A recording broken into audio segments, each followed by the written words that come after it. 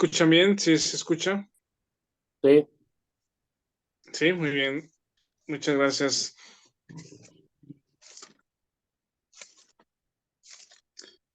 Seguimos entonces con este tema de 1 Corintios 12 que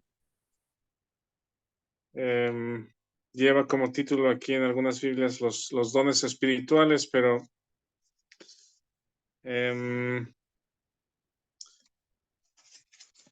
vemos que la primera observación es que el tema central de esta parte, pues, de lo que aquí se titula en el 12 dones espirituales y luego en el 14 el hablar en lenguas. Todo el capítulo 14 pone el tema de hablar en lenguas en el contexto correcto. ¿Cómo se llama? Y otra vez, en ningún otro libro que tengamos registrado de Pablo, Pablo habla de manera tan extensa de estos temas, pero aquí en Corintios, ¿verdad? En ningún otro libro es tan extenso. En el capítulo 12 de los dones espirituales les dice, no quiero que ignoren, ¿verdad? Y por ignorancia del cuadro completo o de el objetivo y la obra del Espíritu Santo en los creyentes en la iglesia, muchos creyentes son desviados, ¿verdad? Por ignorancia. En ocasiones, congregaciones completas o movimientos completos están fundadas sobre ignorancia, sobre ignorancia de verdades. Entonces, vean lo que Pablo está haciendo con todas estas situaciones de los corintios.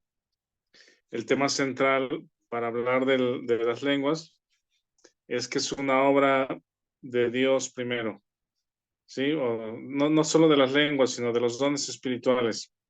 Y entre los dones espirituales, Pablo sí hace mención de milagros, lenguas, interpretación de lenguas, pero eso tiene que estar en el contexto correcto, ¿sí? Para que tenga la dimensión, el momento, y todo esto es una obra de Dios, ¿verdad? El tema de lo que Dios da a las personas, a los creyentes, para edificar a la iglesia.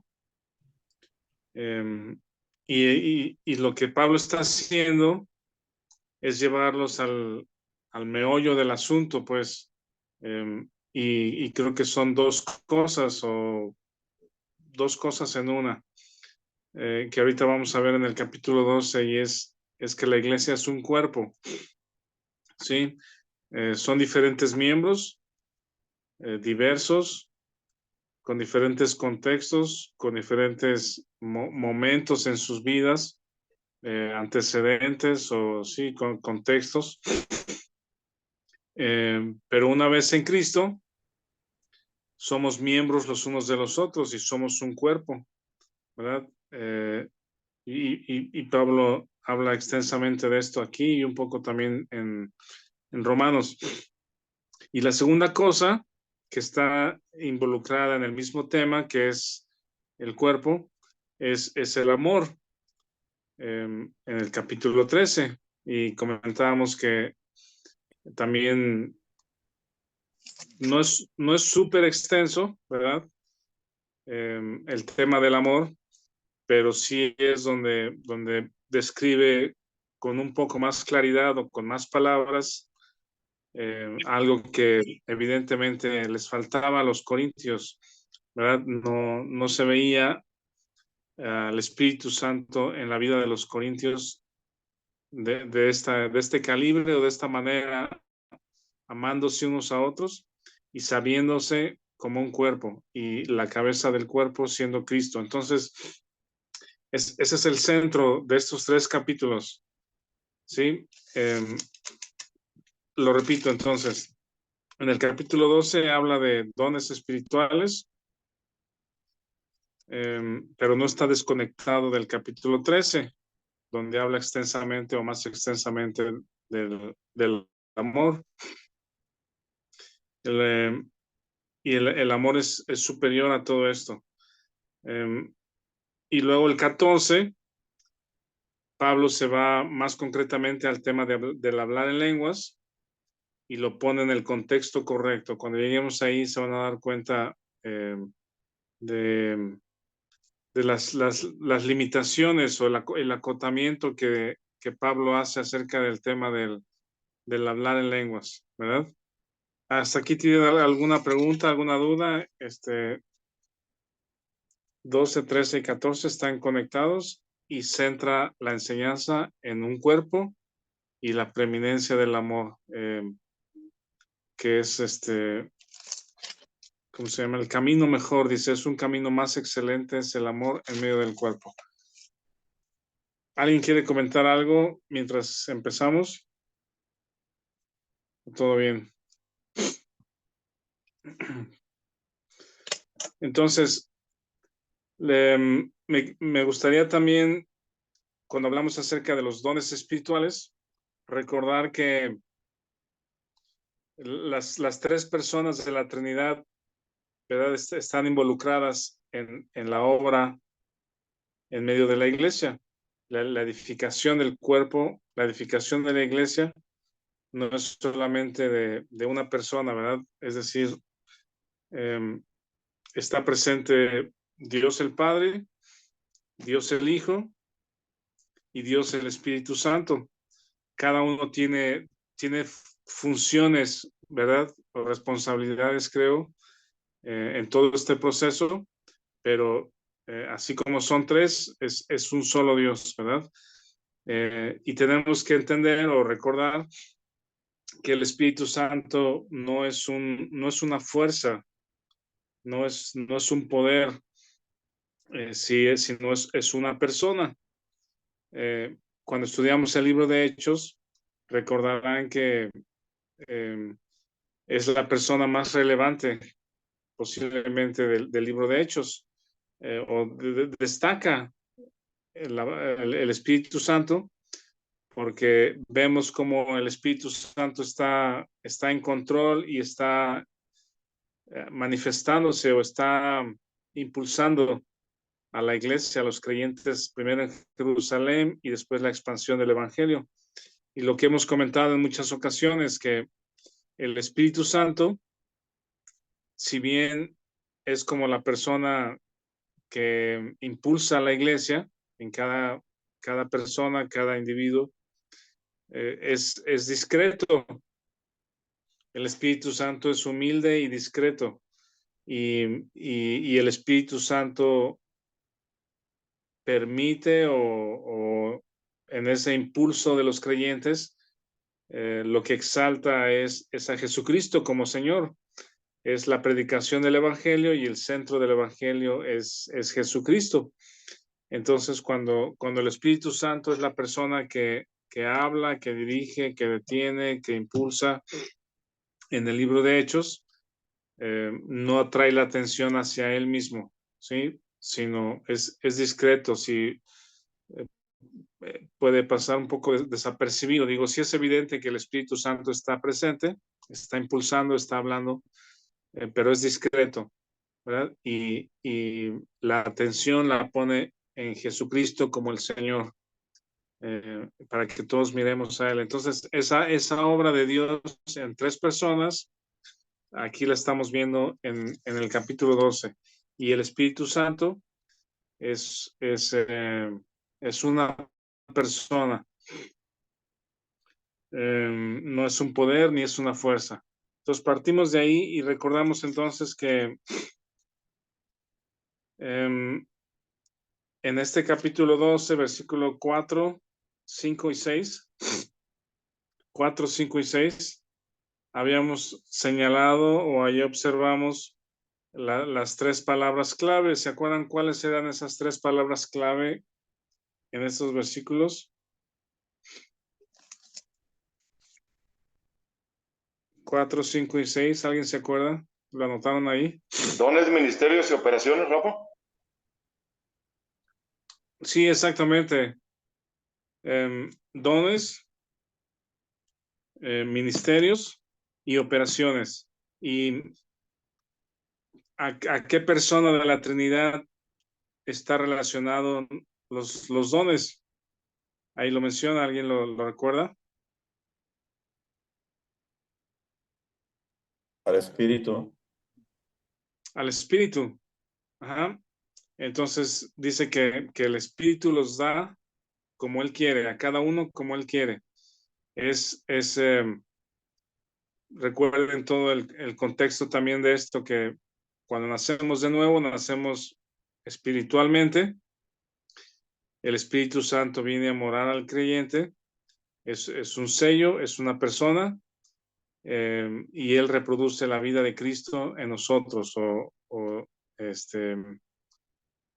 ¿cómo se llama? Tiene su fruto, tiene su manifestación en los creyentes, y es el carácter y la vida de Cristo en el creyente.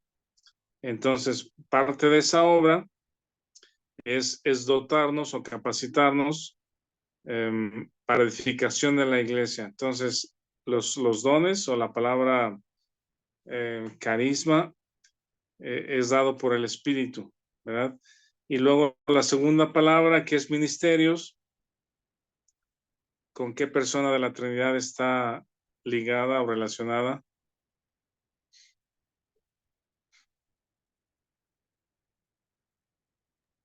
Está con el Hijo, dice aquí, con el Señor, con Jesús.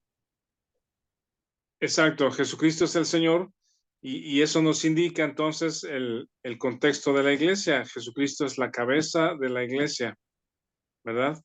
Entonces, cuando habla de ministerios, no es un ministerio como independiente, solo por allá, llanero solitario, alguien haciendo alguna obra solo para Dios, sino es en el contexto de la iglesia, donde Jesucristo es la cabeza, y ese don es puesto al servicio. De hecho, la palabra ministerio es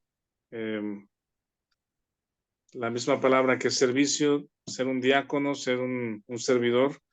Lo ponen en administración, para el servicio de la iglesia, para servir a la iglesia. Y el tercero son las operaciones, y las operaciones o las manifestaciones las liga a Dios, a Dios el Padre. Ajá. Entonces vean que esto pone en orden todo lo que viene, porque entonces observamos que el Espíritu Santo capacita a los creyentes, los impulsa, los detiene, reproduce la vida de Cristo, pero los creyentes estamos en un contexto de la iglesia donde Jesucristo es la cabeza, a Él servimos, y el efecto, ¿verdad? El efecto de la participación de los creyentes es lo que está en manos de Dios en la vida de los demás creyentes. ¿Sí? El efecto, alguien que habla sabiduría, alguien que aconseja, alguien que enseña la palabra de Dios, tiene un don, lo pone al servicio de la iglesia, y causa un efecto en la vida de las personas en medio de la iglesia. En el versículo 7, ¿alguien lo quiere leer? 12:7, por favor.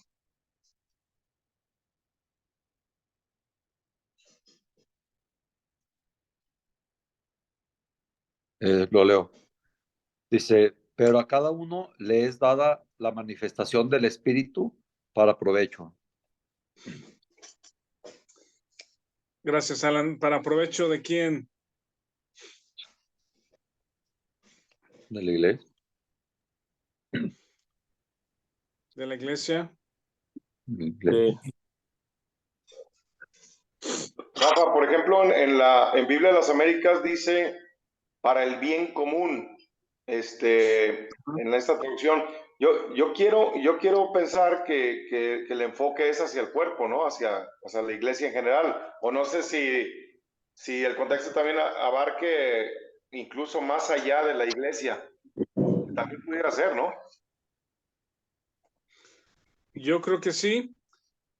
O sea, sí involucra, digamos, el evangelismo, por decirlo de alguna manera, o el alcance a los perdidos, a los no convertidos, a los no creyentes, quizá como ministerios, como lo que en muchas iglesias se hace y lo que algunos de ustedes también, o en medio de la iglesia, se hace con los de la cárcel, los de las adicciones, etcétera. Ese es un ministerio afuera de la iglesia, de alcance, digamos, la comunidad, pero parte de la iglesia, ¿verdad? Está en el contexto de la iglesia y la iglesia es la que está alcanzando a los perdidos. Pero no es, sí, eso es provecho para la iglesia y no es para un provecho personal, ¿sí? La manifestación del Espíritu para beneficio de la iglesia. La iglesia crece cuando una persona nace de nuevo, ¿verdad? Es traído por el Evangelio a nacer de nuevo. La iglesia es edificada, ¿verdad?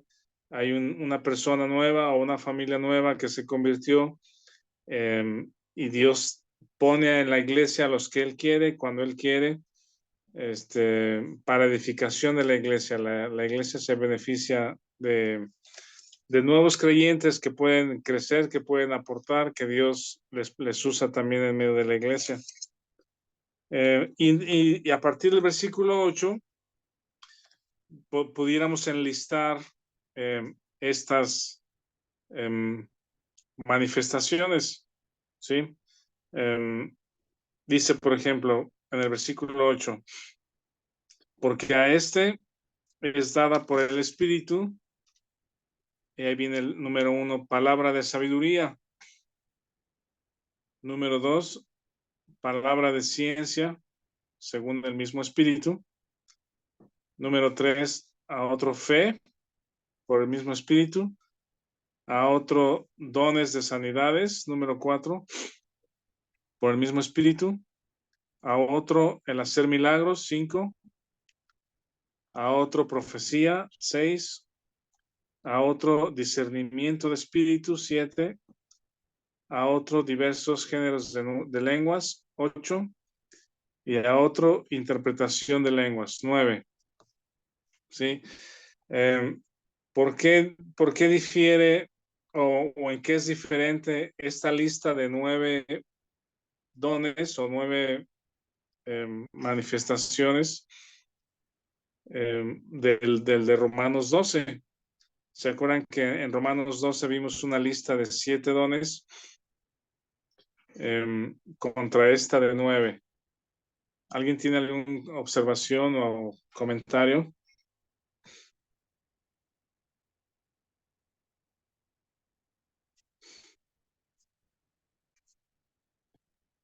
Yo creo que eran necesarios en ese entonces. O sea, era lo que la iglesia necesitaba y era lo que Dios les dio, pero no estoy seguro. Sí.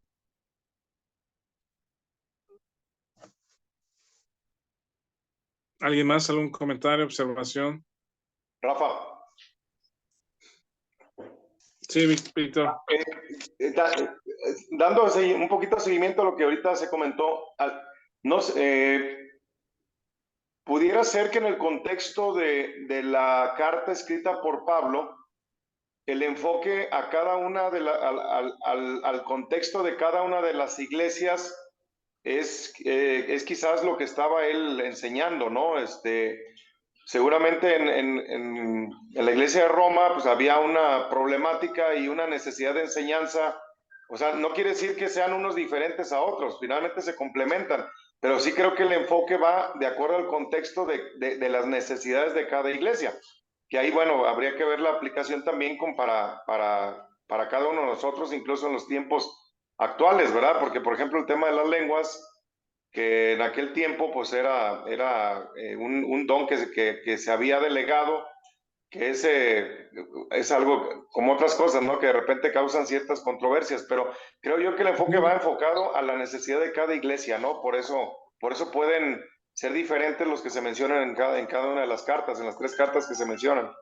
No sé si estoy en lo correcto. Sí, por ejemplo, en la lista de Romanos 12, habla, por ejemplo, profecía, servicio, no lo estoy diciendo en orden, pero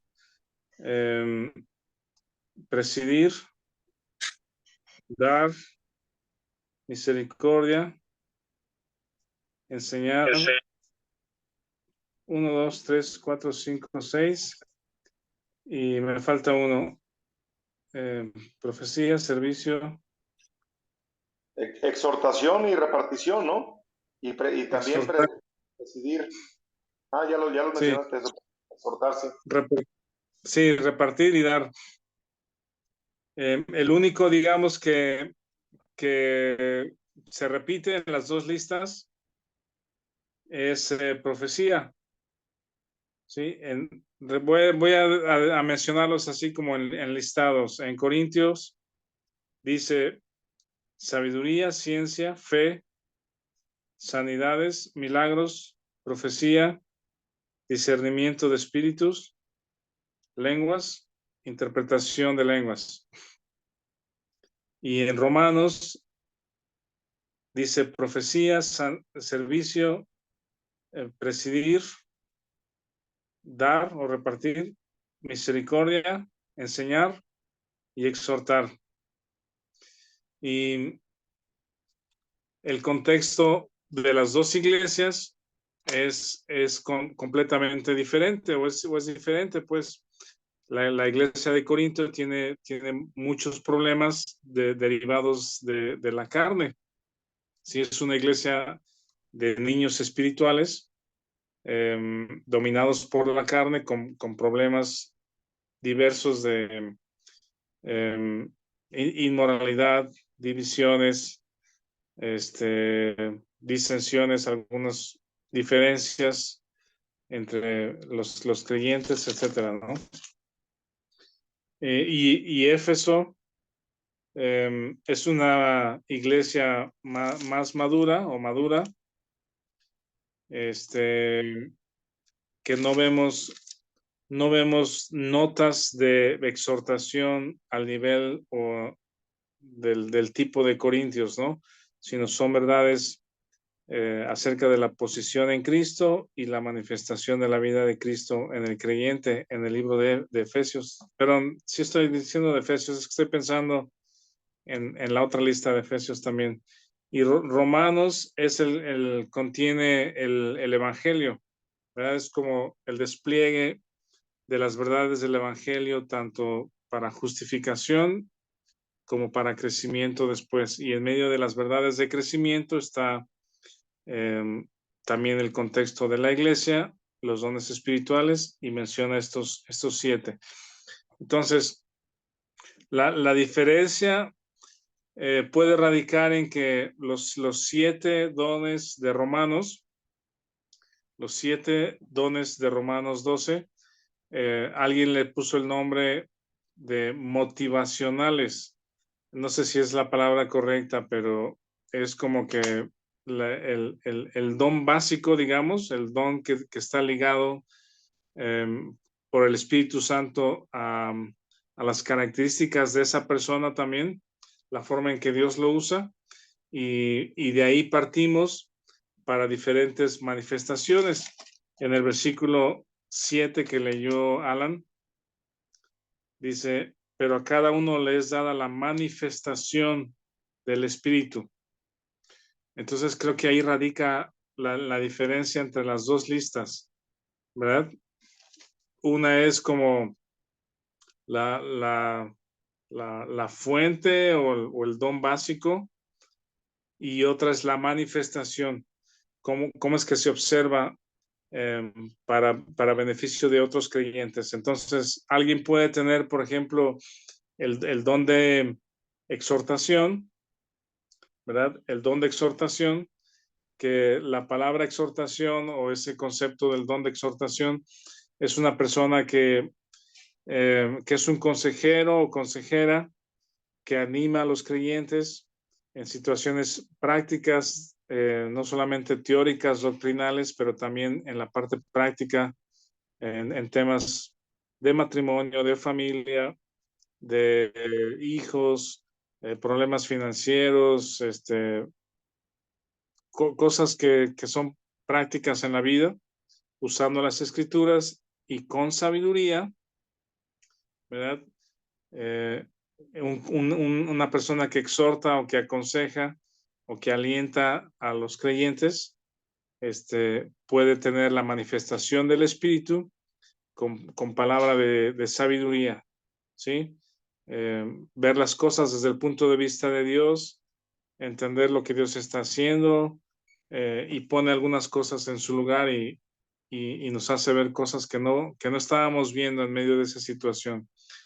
Espero poder explicarme en esto, sí, pero creo que esas son las diferencias entre los dones de Romanos 12 y las manifestaciones, sí, en palabra de sabiduría. Otro dice profecía. Esa palabra profecía o en medio de la iglesia, sabemos que la iglesia tiene el día de hoy la palabra de Dios, la escritura, que es la palabra profética más segura, la tenemos completa y no hay necesidad de que alguien tenga visiones, ¿verdad? Que alguien tenga una palabra profética de lo que va a suceder, y sobre todo fuera de lo que la palabra de Dios dice, ¿no? Si alguien tiene el don de profecía en el día de hoy, es exponer la verdad de la palabra de Dios, hablar con verdad, hablar con valentía, exponer la palabra de Dios. ¿Algún pensamiento hasta aquí? Rafa, por ejemplo, el don de profecía hoy en día podría aplicarse a los predicadores, a los evangelistas, de alguna manera también el predicador hacia adentro de la iglesia, o el que da las enseñanzas inclusive, y hacia afuera el que va a compartir la palabra, ¿no? Porque finalmente la profecía más importante es decir que pues la salvación es solo por Cristo y solo a través de Él hay vida eterna, ¿no? Entonces, sí podría ser eso, que al interior de la iglesia tiene el don de profecía quien predica y hacia afuera quien va y evangeliza, ¿pudiera ser aplicable? Sí, sí puede ser, pero no siempre es el caso. Quizá lo primero que relacionamos, por ejemplo, el don de enseñanza o el don de profecía, o el don de presidir, es alguien que está parado enfrente haciendo algo. Sí puede ser, pero no siempre y únicamente es así. Hay muchos hermanos y hermanas en medio de la iglesia que se edifican mutuamente, teniendo quizá el don de profecía, hablando verdad, pues yo creo que es un tanto claro cuando alguien tiene, por ejemplo, el don de misericordia, ¿sí? Que es muy empático, muy empática a las necesidades o al dolor de otros, ¿sí?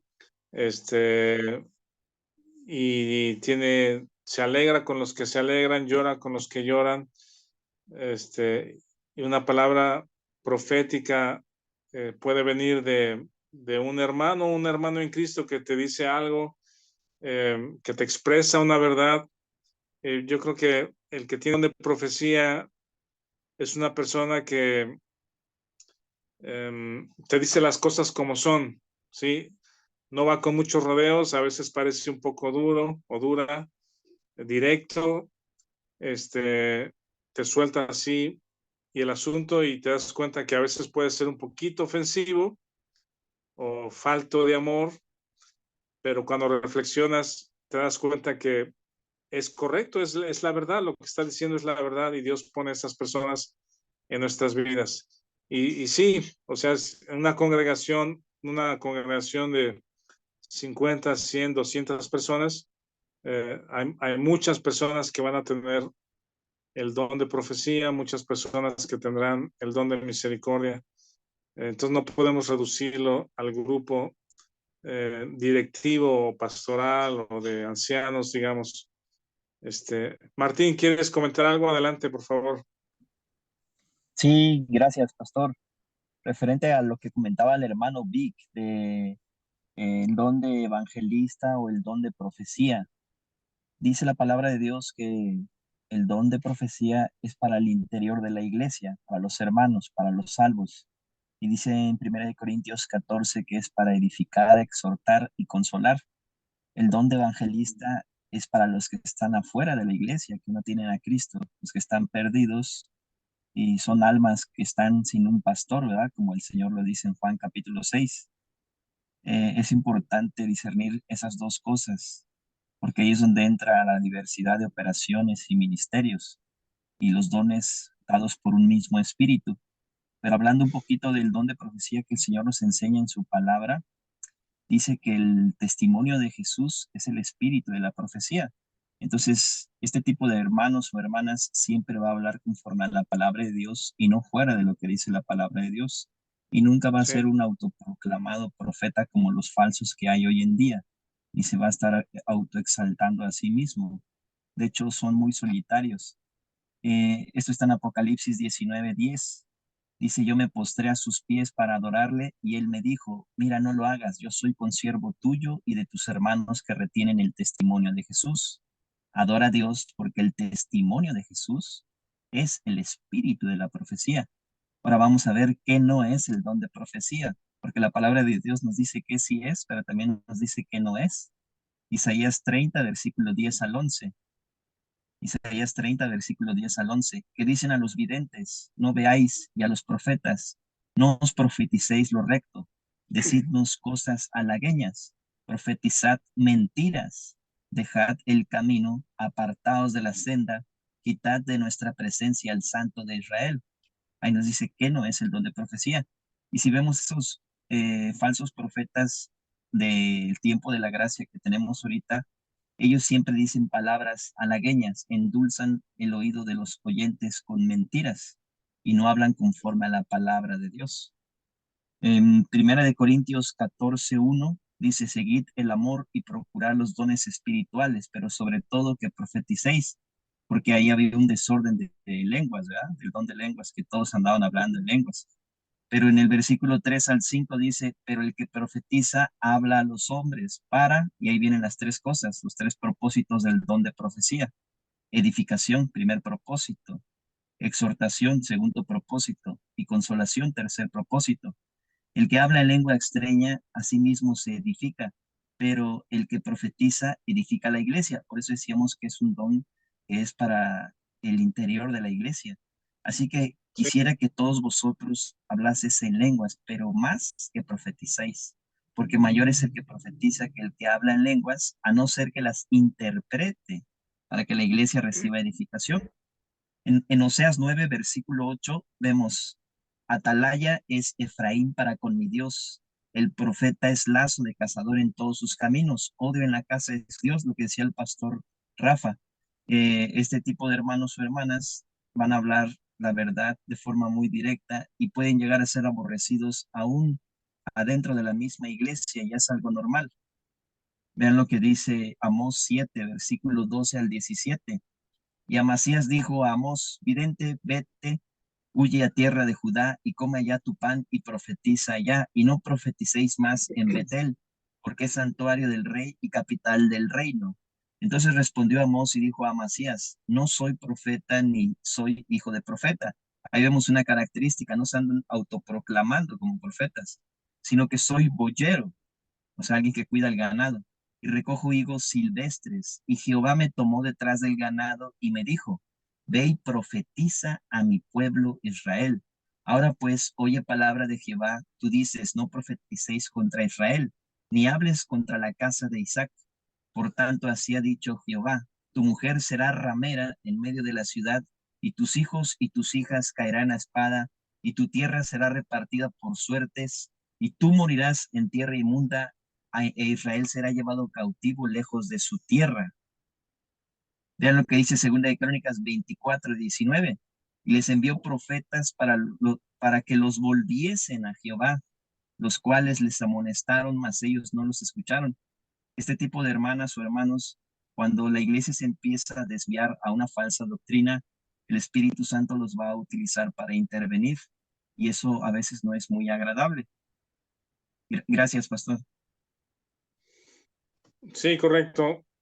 Gracias, Martín. Ahí el grupo Víctor nos compartió un documento que se llama Inventario de Dones, que es como una guía práctica, digamos, para contestar o para, digamos, como para evaluar o analizar las características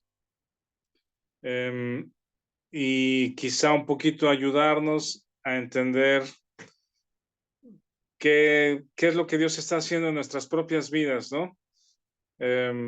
Nuestro hermano José Eduardo, el doctor, el doc, él comenta, por ejemplo, respecto a los dones espirituales, que no es algo que nosotros, obvio, determinemos, ¿sí? Hacer lo que nos gusta hacer, sino también, no, dice él, que no necesariamente nosotros tenemos que saber o buscar los dones, como para decir, bueno, yo tengo el don de dar y eso es lo que voy a hacer, ¿no? Entonces él dice que no podemos hacer esa determinación, sino Dios trabaja en la vida de los creyentes como Él quiere. Aquí no sé si hay diferencia de opinión con lo que él comenta, pero yo sí creo que nos ayuda mucho en entender cómo es que Dios usa, cómo es que Dios nos usa a cada uno para pedir que nos enfoque o que nos utilice en eso que sabemos que Él nos ha dado. Hay algo interesante también, es preguntar a la familia, preguntar a los cercanos,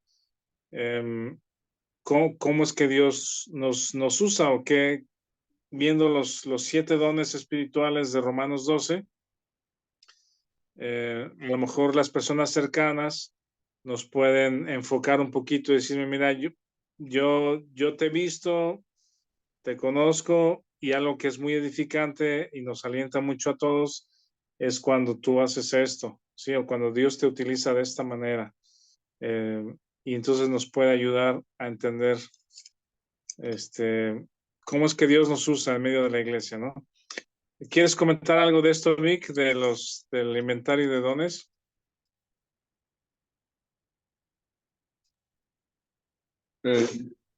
¿Cómo?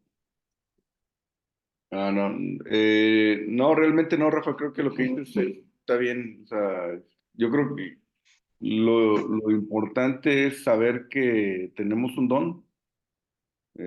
Quizás sería bueno saber, tener la información de qué don, pero sin, o sea, no es imprescindible, no es que sea obligatorio saber qué don tienes. Lo que comentaba Wilson es que el riesgo que había es que alguien dijera, ah, pues yo tengo el don ese, justamente lo que dijiste, pues, y actuar en la carne para forzar ese don cuando, o sea, que podría haber ahí un conflicto entre el espíritu y la carne, pues.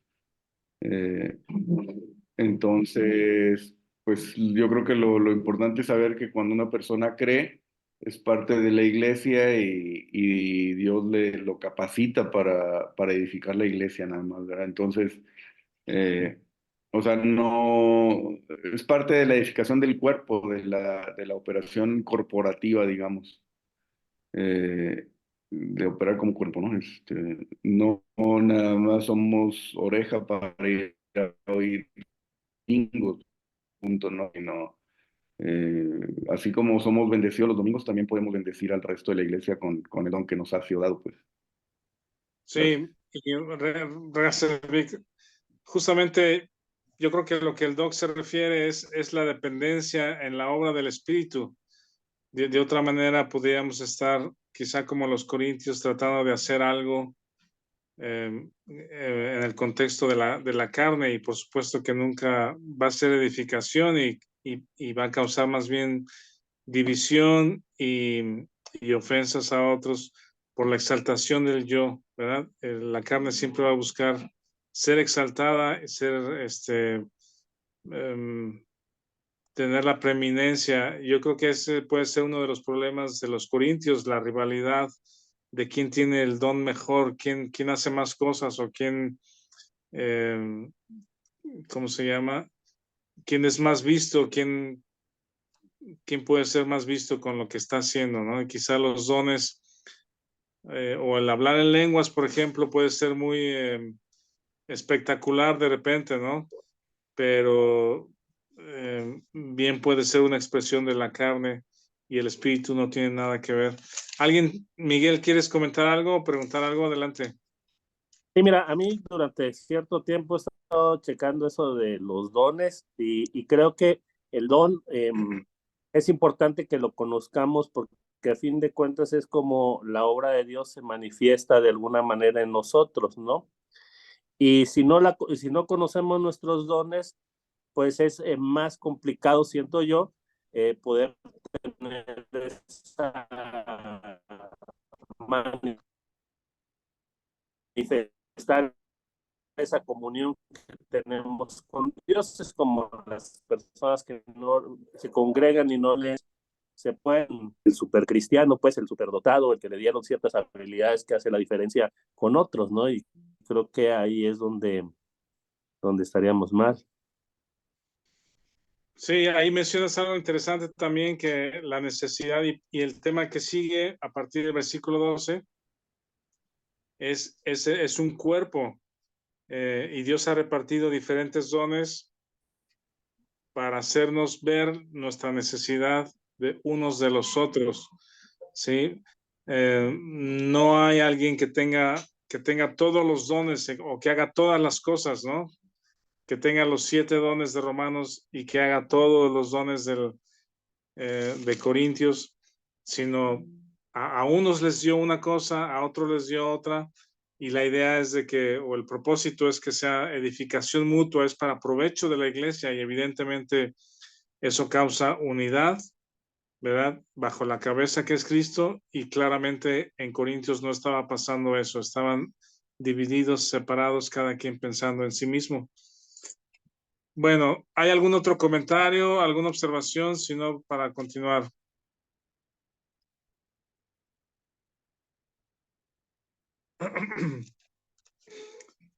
Entonces,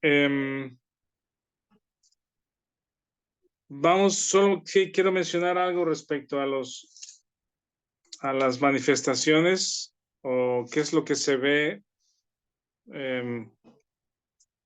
qué recibimos los creyentes a través de una persona que Dios está usando. De las 9 manifestaciones del Espíritu en Corintios, por ejemplo, el primero dice palabra de sabiduría, ¿verdad? Esto ya vimos que es como alguien que habla, que nos hace ver las cosas desde el punto de vista de Dios, la sabiduría de Dios. Luego dice a otro palabra de ciencia. Este es conocimiento, ciencia es conocimiento. Alguien que enseña puede hacernos ver cosas que no veíamos, que no entendíamos, que no conocíamos. Nos lleva a verdades profundas, quizá, palabra de ciencia. Luego dice otro, fe. Es el mismo Espíritu está dando todo esto, fe.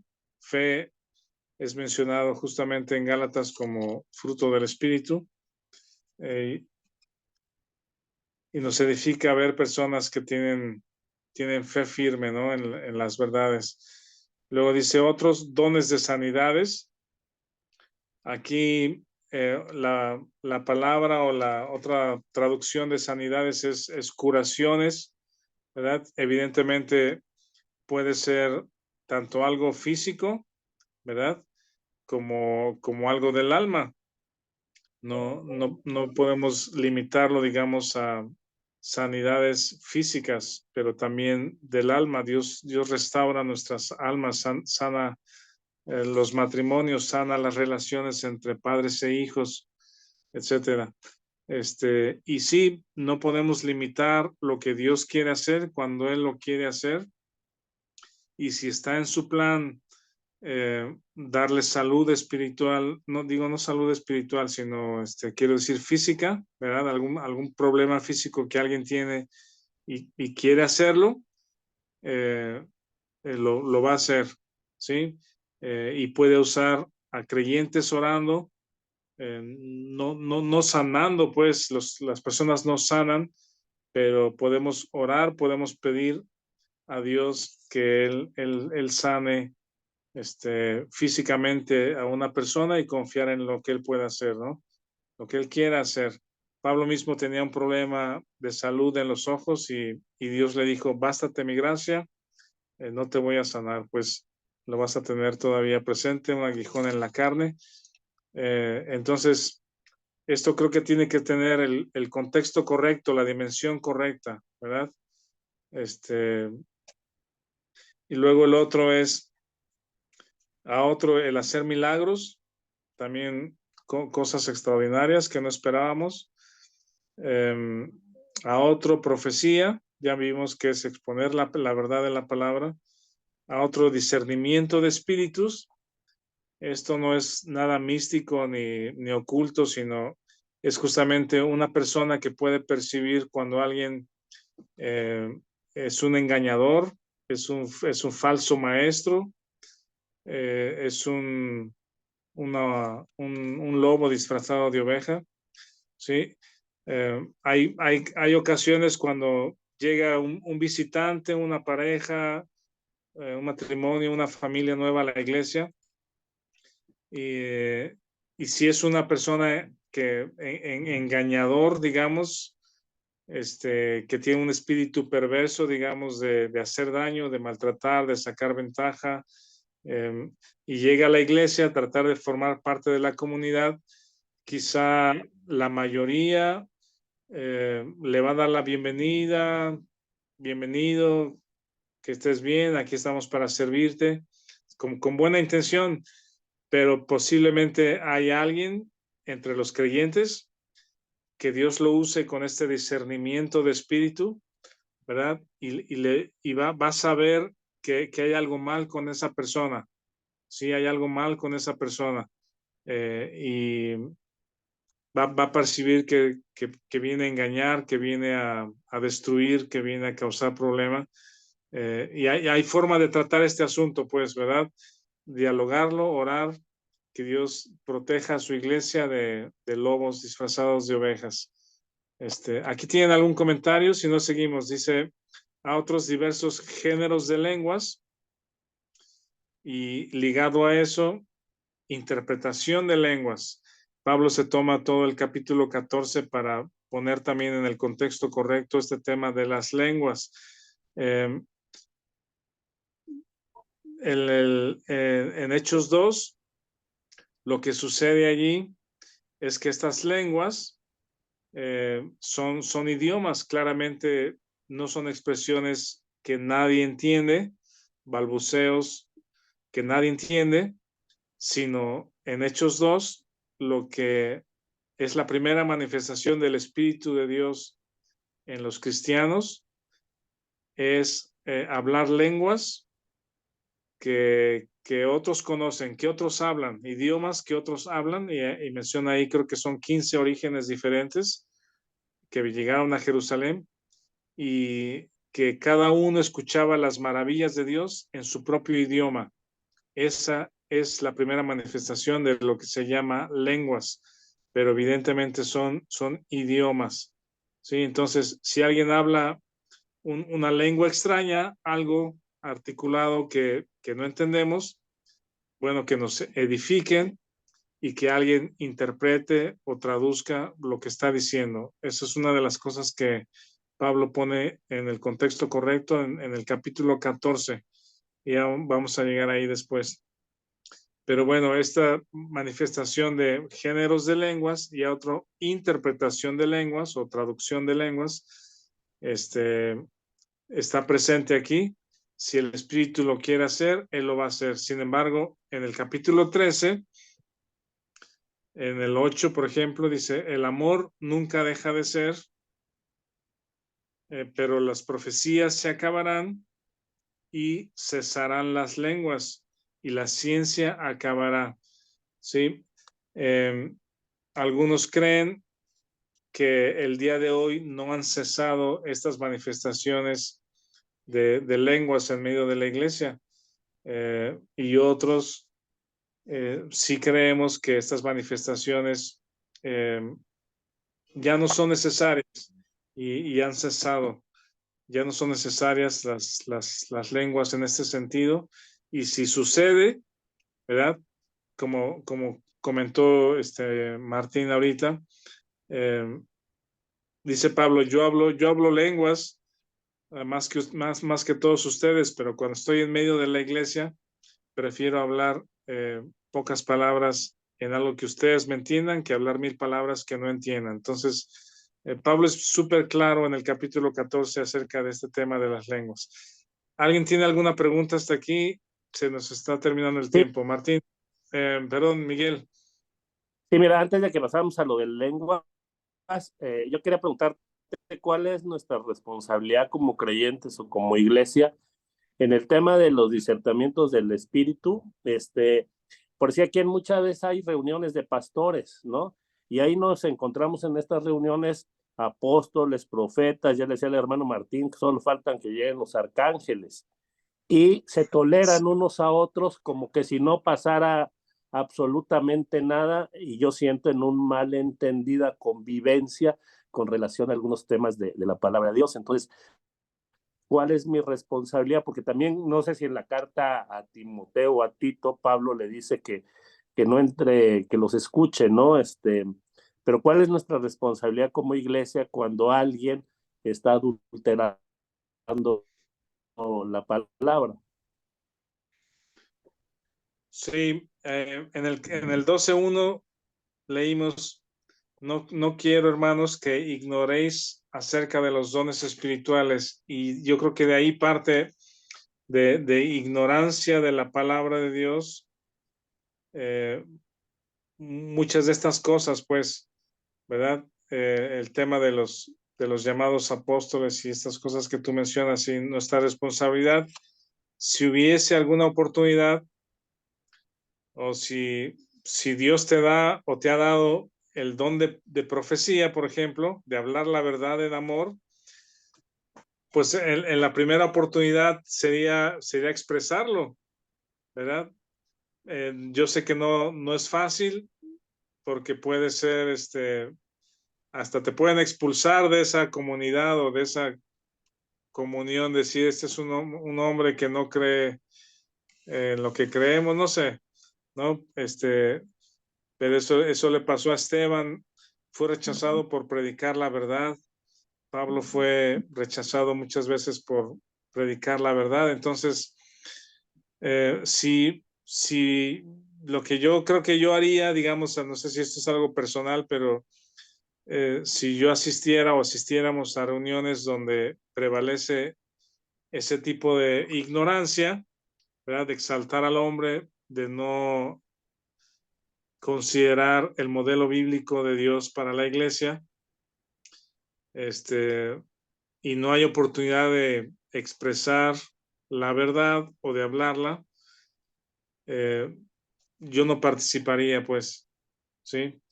Eso es lo que lo que yo haría. Si Dios me impulsa para ir, si son hermanos que estimo, que quiero, y hay oportunidad para hablar y para expresarles, miren, la Biblia enseña esto y esto y esto y esto y esto, y alguien, Dios te usa para llamarle la atención y para que vea lo que no había visto, pues gloria a Dios.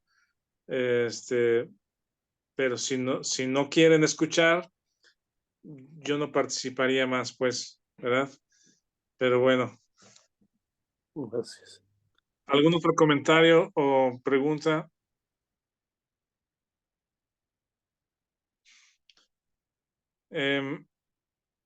Bueno, a partir entonces del versículo 12, igual que en Romanos, Pablo habla de los dones en el contexto del cuerpo, ¿sí? De muchos miembros, pero un solo cuerpo. En el versículo 12 dice, bueno, desde el 11 dice, pero todas estas cosas las hace uno y el mismo Espíritu, repartiendo a cada uno en particular como Él quiere. Porque así como el cuerpo es uno y tiene muchos miembros, pero todos los miembros del cuerpo, siendo muchos, son un solo cuerpo, así también Cristo. Cristo es la cabeza de la iglesia. 13 dice, porque por un solo espíritu fuimos todos bautizados en un cuerpo, sean judíos o griegos, sean esclavos o libres, y a todos se nos dio a beber de un mismo espíritu. Además, el cuerpo no es un solo miembro, sino muchos. Si dijera el pie, porque no soy mano, no soy del cuerpo, por eso no será del cuerpo. Si dijera la oreja, porque no soy ojo, no soy del cuerpo, por eso no será del cuerpo. Si todo el cuerpo fuese ojo, ¿dónde estaría el oído? Si todo fuese oído, ¿dónde estaría el olfato? Mas ahora Dios ha colocado a los miembros, cada uno de ellos, en el cuerpo, como Él quiso. Vean cómo repite esta frase, como Él quiere, como Él quiso. En el 19 dice, porque si todos fueran un solo miembro, ¿dónde estaría el cuerpo? Pero ahora son muchos los miembros, pero el cuerpo es uno solo. Ni el ojo puede decir a la mano, no te necesito, ni tampoco la cabeza a los pies, no tengo necesidad de vosotros. Antes bien, los miembros del cuerpo que parecen más débiles son los más necesarios, y aquellos del cuerpo que nos parecen menos dignos, a estos vestimos más dignamente, y a los que a nosotros son menos decorosos, se trata con más decoro, porque los que nosotros son más decorosos no tienen necesidad, pero Dios ordenó el cuerpo dando más abundante honor al que le faltaba, para que no haya desavenencia en el cuerpo, sino que los miembros todos se preocupen los unos de los otros. Vean esa frase, es como que el punto concluyente pues de Pablo, está trayendo a los corintios a que confíen en la obra de Dios en la iglesia, que dejen de verse a sí mismos, exaltarse a sí mismos, pero más bien que todos los miembros se preocupen los unos por los otros. Aquí, si quieren, nos detenemos y continuamos. Les digo, el 12, el 13 y el 14 están ligados para ir concluyendo, y el 15, que habla de la resurrección, que hemos estudiado un poquito en los domingos, también está muy, muy interesante para concluir el estudio. Muy bien, gracias, Vic. Gracias a todos por su atención.